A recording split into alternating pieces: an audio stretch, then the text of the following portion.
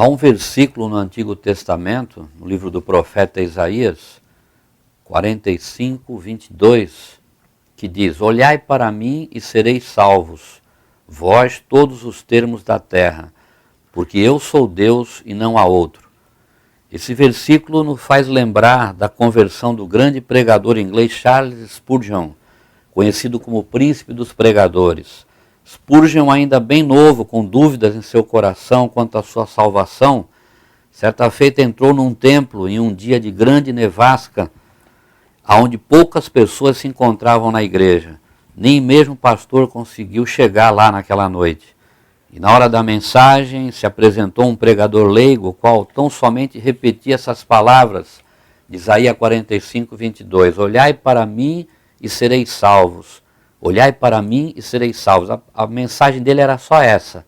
E aquele jovem, naquele dia, tocado pelo Espírito Santo, atendeu o chamado do pregador, tendo já naquele momento o seu coração em paz quanto à sua salvação, e tornando-se um dos maiores pregadores dos idos de 1800, sendo até hoje grande referência e modelo para muitos pregadores em nossos dias. Então o texto que nós queremos ler com os irmãos, e relativo também tem conexão com essa passagem de Isaías, diz aqui em Números, capítulo 21, a partir do versículo 4, que diz: Então partiram do Monte Or pelo caminho do Mar Vermelho a rodear a terra de Edom, porém a alma do povo angustiou-se neste caminho. E o povo falou contra Deus e contra Moisés: Por que nos fizeste subir do Egito para que morrêssemos neste deserto? Pois aqui nem pão, nem água há, e a nossa alma tem fastio deste pão tão vil. Então o Senhor mandou entre o povo serpentes ardentes que morderam o povo, e morreu muito o povo de Israel. Pelo que o povo veio a Moisés e disse: Havemos pecado, porquanto temos falado contra o Senhor e contra ti. Ora ao Senhor que tire de nós estas serpentes. Então Moisés orou pelo povo. E disse o Senhor a Moisés: Faze uma serpente ardente e põe-na sobre uma haste. Será que viverá todo mordido que olhar para ela? E Moisés fez uma serpente de metal e pô-la sobre uma haste. E era que, mordendo alguma serpente a alguém, olhava para a serpente de metal e ficava vivo. Um segundo trecho que nós queremos ler também no Evangelho de João, no capítulo de número 3, os versículos 14 e 15, Jesus faz menção também a esta passagem do Antigo Testamento. Ele diz assim: E como Moisés levantou a serpente no deserto, assim importa que o Filho do Homem seja levantado, para que todo aquele que nele crê não pereça, mas tenha a vida eterna.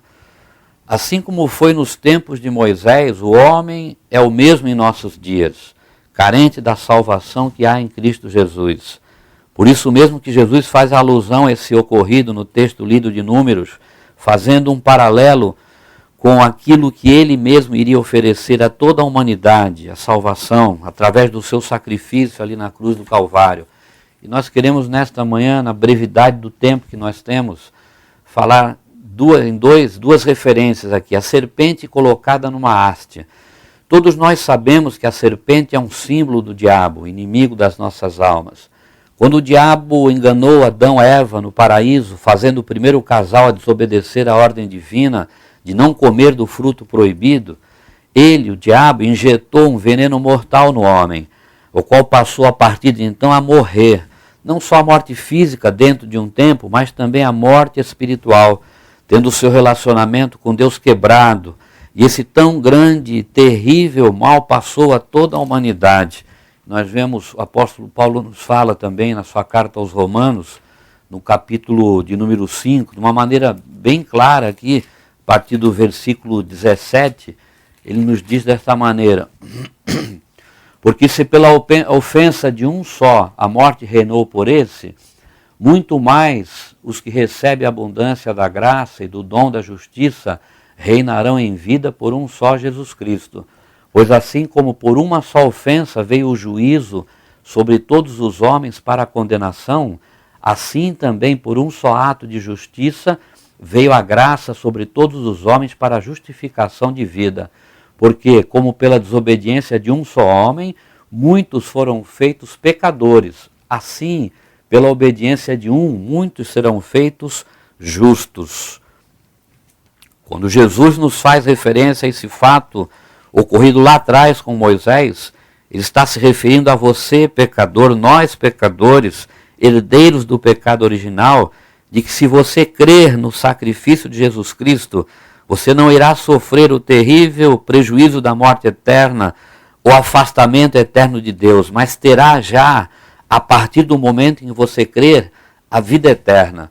E você vê o Evangelho de João, capítulo 3, no versículo 15, está bem claro aqui quando o Senhor diz assim, para que todo aquele que nele crer no Senhor Jesus Cristo, não pereça, mas tenha a vida eterna.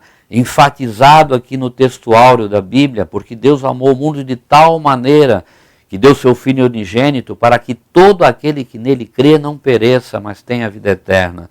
E no versículo 18, mais uma vez, o irmão observa que por três vezes, num curto espaço aqui do texto, essa palavra incisiva ali, tal a importância disso. No versículo 18, quem crê nele não é condenado, mas quem não crê já está condenado. Então essa é uma palavra de bastante importância, quando o Senhor dá esse ênfase aqui, curto espaço de tempo na Bíblia, em 3 vezes. Então vamos ver o que o Senhor fez para que nós não fôssemos condenados. Essa é a segunda parte que eu quero falar, Jesus sendo levantado da terra. No próprio Evangelho de João, no capítulo 12, o Senhor fala sobre isso também, a partir do versos 32, ele diz assim, e eu, se referindo ao Senhor, o próprio Senhor falando, quando for levantado da terra, todos atrairei a mim. E dizia isso significando de que morte havia de morrer, a morte de cruz. Naquele exato momento em que Jesus bradou na cruz do Calvário, Mateus 27, 46, Deus meu, por que me desamparaste? Os nossos pecados recaíram sobre o Senhor. Todo o veneno do pecado de todas as pessoas de todo o tempo foram injetados no Senhor. Por isso é que Jesus bradou em alta voz, Deus meu, por que me desamparaste? Pois Deus não compactua com o pecado. E com certeza a maior aflição e dor do Senhor não foi os cravos nas mãos e pés, nem a coroa de espinhos na cabeça, nem mesmo as suas costas dilaceradas pelas chicotadas recebidas, nem a afronta dos soldados romanos, a zombaria dos religiosos, mas a sua maior dor e desespero foi a perda da comunhão com Deus por uma fração de tempo, o qual não temos capacidade para precisar. Você que nos ouve nesta manhã, que já teve o encontro com o Senhor, tem valorizado a tua comunhão com o Senhor? Aquilo que é o de mais importante para nós?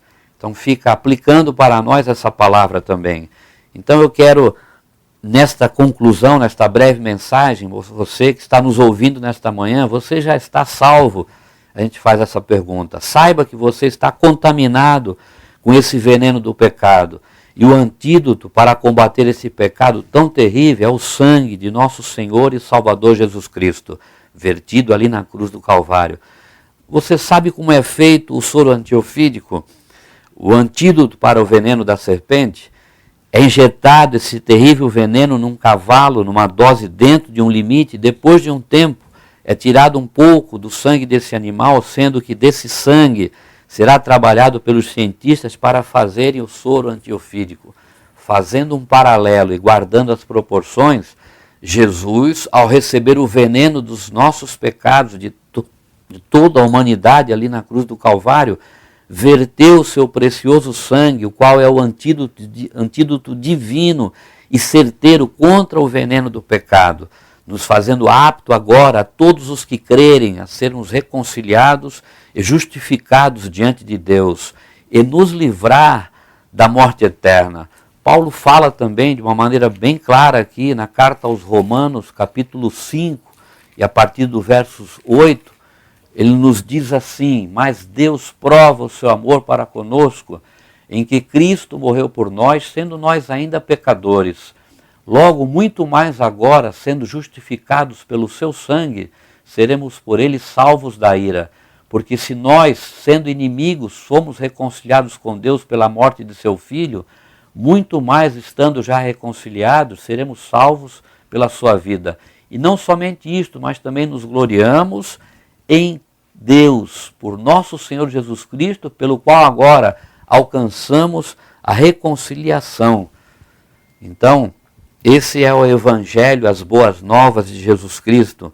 Você que nos ouve nesta manhã, onde você estiver, na sua casa, guiando no seu carro, numa condução, numa outra condução, ou até mesmo num leito de um hospital ou num presídio, aonde você estiver e não tem ainda a certeza da sua salvação, como falamos na introdução desta mensagem, ocorria com Charles Spurgeon, o grande pregador, e teve ali aquela convicção, aquela certeza após ouvir aquela palavra.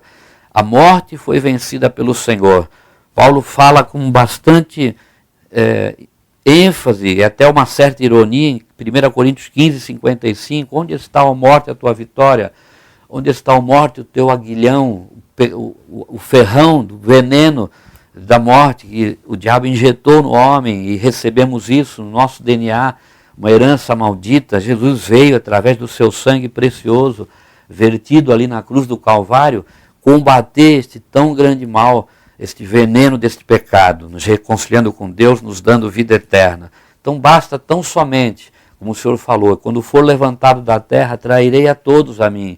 E você, nesta manhã, convencido pelo Espírito Santo, seja atraído olhando para a cruz, olhando para o que o Senhor fez por você ali, por amor, tanto que Ele te amou, que você venha olhar para Ele neste dia, ser salvo. Eu, quando for levantado da terra, todos atrairei a mim. Todos estão incluídos aqui. Você que nos ouve está incluído também. Independente do pecado que você tenha cometido, o sangue de Jesus Cristo é poderoso para neutralizar este veneno, a maldição do pecado, o pecado original que recebemos ali através do primeiro casal ali no paraíso. Então está diante de você, meu amado, esta grande decisão. Você pode fazer isso e ter uma mudança de rumo na sua vida, ser salvo. Salvo, que significa, quando a gente fala ser salvo, é salvo de alguma coisa, mas salvo do quê? Salvo da condenação eterna, salvo do inferno, a qual a Bíblia fala bem claro aqui. Então, nessa manhã, você venha crer, olhar para o Senhor, entender e compreender, convencido pelo Espírito Santo, naquilo que o Senhor fez por você, e tomar a sua posição, decidir, tomar a decisão mais importante da sua vida, abraçar ao Senhor, reconhecer aquilo de tão glorioso que Ele fez por você, fez por nós, e assim obter a bênção maior, que é a salvação, é a vida eterna. Eu gostaria de orar neste final desta palavra, para que o Senhor venha assistir aquele que está nos ouvindo, nesse sentido de convencer pelo seu Espírito e tomar uma decisão, dar um passo de fé nesta hora. Vamos orar então. Meu Deus e meu Pai, está, Senhor, pregada a Tua palavra, a verdade da Tua palavra, na simplicidade da Tua palavra, e cada um que tem nos ouvido, aquele que já deu esse passo de fé, seja edificado pela Tua palavra também, fortalecido cada vez mais na fé, no passo que Ele deu um dia te recebendo, e venha ser fortalecido em Ti, Pai. Aquele que não Te conhece, aquele que está ouvindo e não tem certeza onde estará passando após a nossa vida aqui, onde estará neste futuro eterno, que o Teu Espírito, que é o que nos convence do pecado, da justiça, do juízo, venha operar nesta vida, nesta hora, Pai.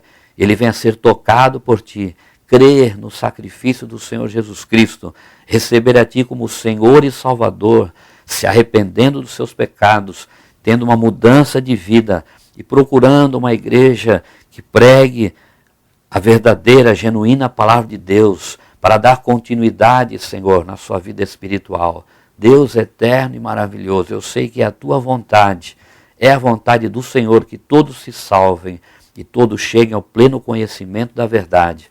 Pois então oramos, Senhor, firmados na Tua palavra, firmados no Teu poder, em nome e para a glória do Senhor. Amém e amém.